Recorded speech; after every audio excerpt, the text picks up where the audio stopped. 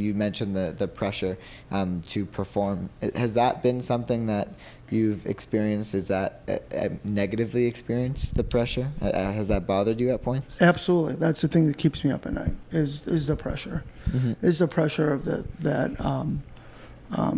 I'm responsible for 170 people at the end of the day. It's a lot of people. Yeah, it absolutely keeps me up at night. But listen, it's the right thing that should be keeping me up at night. Yeah. I think I mentioned also founder because I think there's a little bit more personal touch to that because sure. the CEO can come in.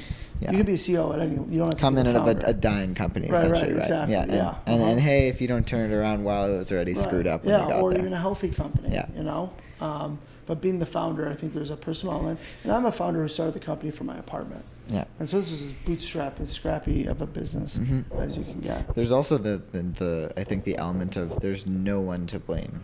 Yeah. Like if you point all the way to the top, if you go to the reception desk and then the receptionist point to X and then X points to Y, it will end up going to you. It starts with me. It starts with the person at the top of the pyramid. So does that? You mentioned you have that a little bit of pressure and that keeps you up at night. Do you like that?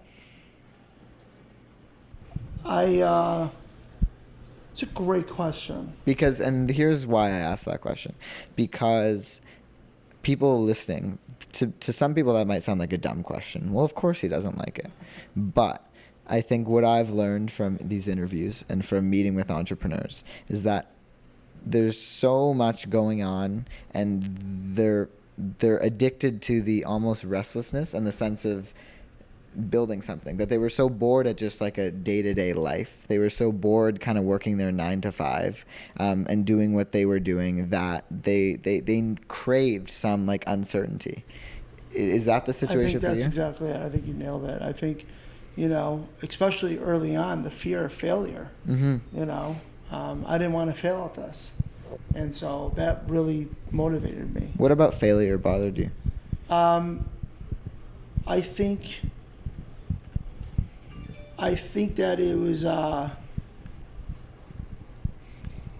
knew if I worked hard, it would succeed, and I think I would blame myself. I think also you probably found out with entrepreneurs, we're very hard on ourselves. Yes. Extremely hard on ourselves, more than anyone else, and so I think when I set out to do something, I do it. Mm-hmm. And it's rarely that I don't do it. And I think we fail a lot at the company. We try things wrong, but the company's still healthy, still surviving. And it's okay to fail. Because actually failing has to be part of the culture, especially in the tech startup. You have to fail every day and try different things. But I think to your point earlier that there's an addictiveness to, like I said before, like I couldn't imagine being settled down at a company. Working for somebody else, that scared the hell out of me. Right. I kind of like the risk, the challenge, right?